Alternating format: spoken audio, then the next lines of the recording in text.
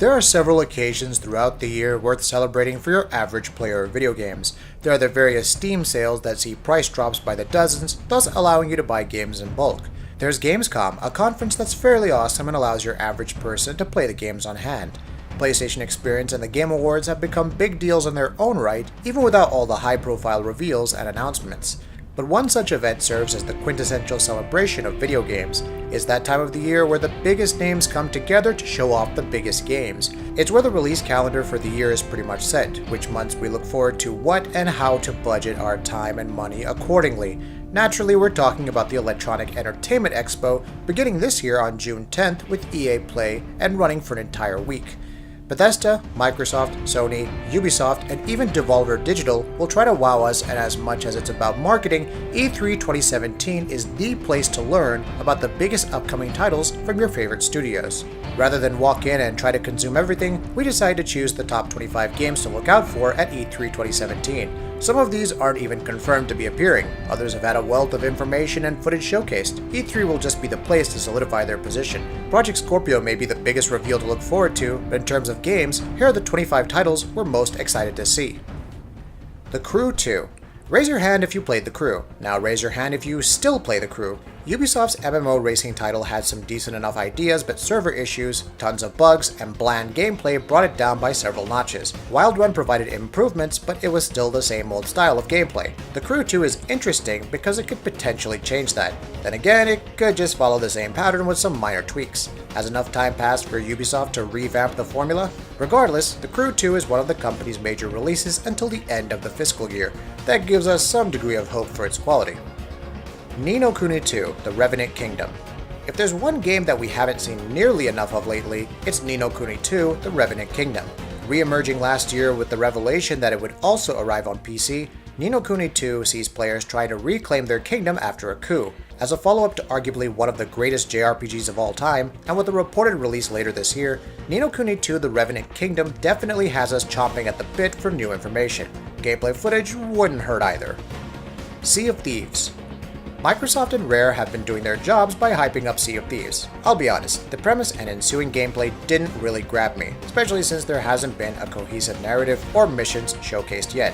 That's why I'm interested to see what Microsoft showcases. What is Sea of Thieves about? What will occupy the majority of your time?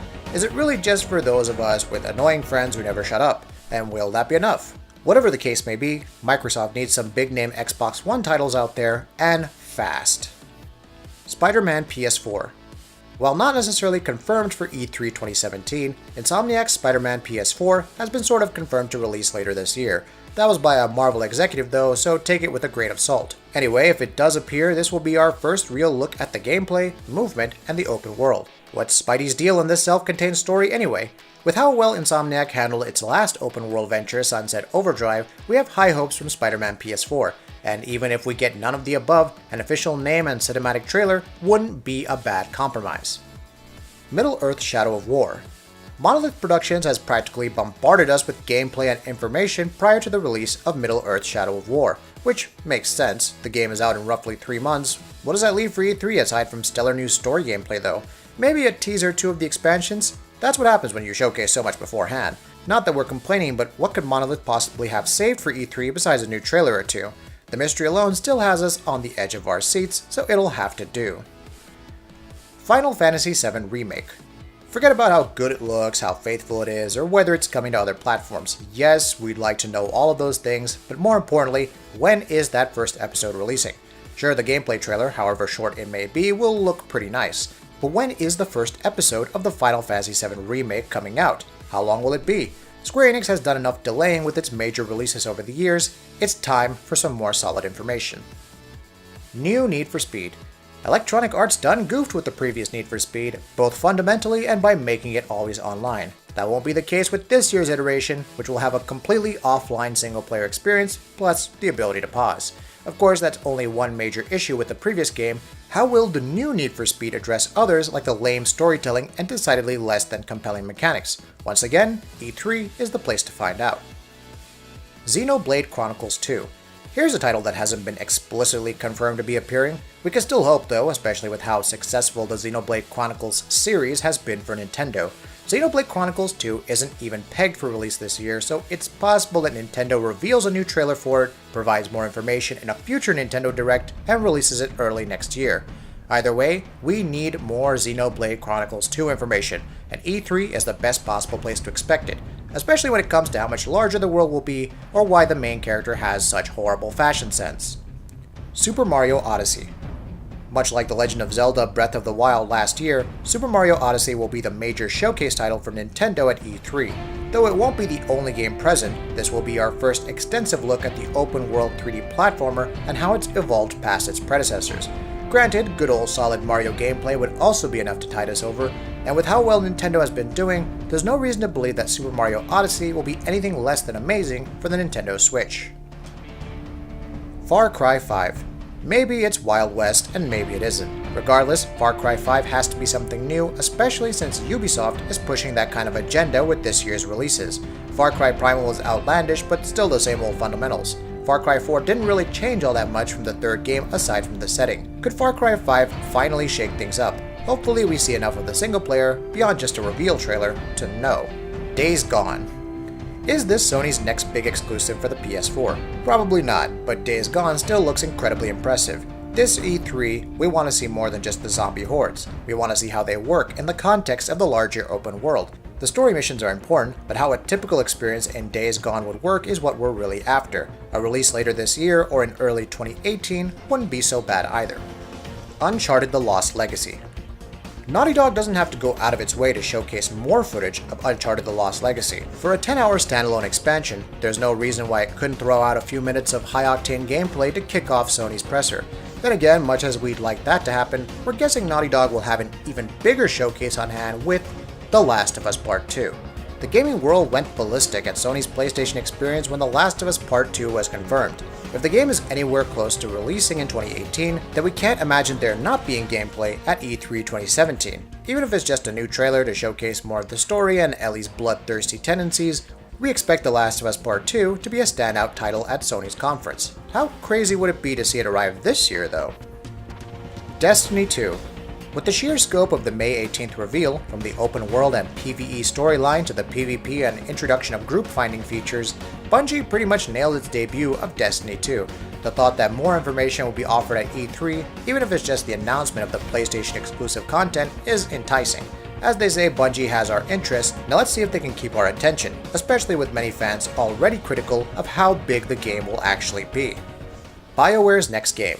So we know that BioWare Edmonton, aka the studio behind Dragon Age Inquisition and Mass Effect's original trilogy, are working on a new IP. Codenamed Dylan, it apparently takes elements from Destiny and The Division.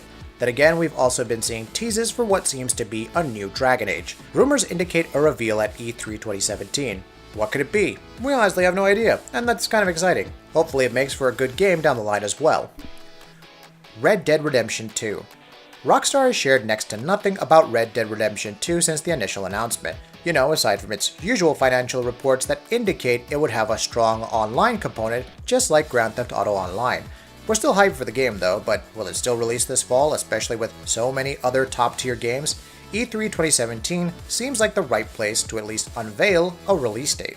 Then again, it would also be the best place for an information blowout.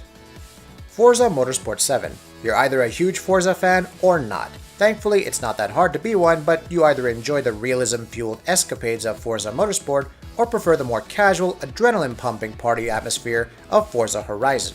Forza Motorsport 7 is all but confirmed for an E3 2017 reveal, and we expect Microsoft to go off again on how authentic it is, the number of cars, and whatnot. The point is that this is going to be a Forza Motorsport game. Unless there are big changes, that's the only reason to really look forward to it, which isn't all that bad, honestly. Assassin's Creed Origins.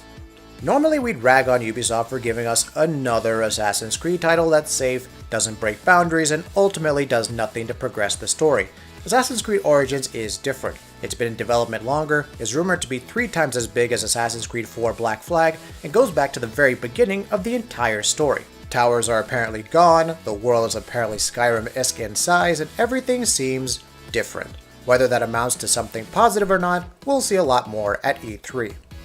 Kingdom Hearts 3. Look, there has to be new information for Kingdom Hearts 3. There just has to be. At this rate, we'd take anything, but something tells us that Square Enix may actually showcase some new gameplay this year. E3 2015 was the last time we saw any new gameplay footage, and story developments, well, let's put aside those convoluted teases for now and just get some solid new details.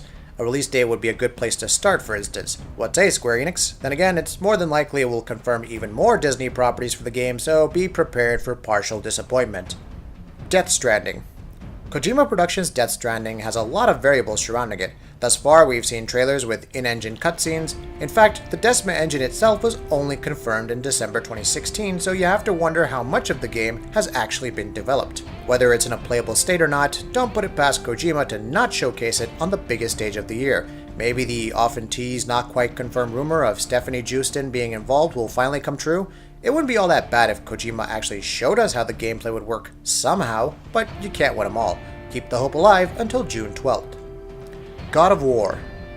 We saw the debut trailer last year, and it didn't take long for SCE Santa Monica's latest God of War to rack up the views. God of War has changed significantly, offering less linear navigation and more RPG mechanics. At the same time, the combat looks to be as visceral and engaging as ever.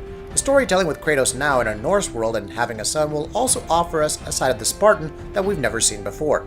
Given how one of the game's voice actors teased a 2018 release, God of War has to be at E3 2017, and we cannot wait. State of Decay 2. To get really hyped about Undead Lab's State of Decay 2, it's important to understand what makes it so cool.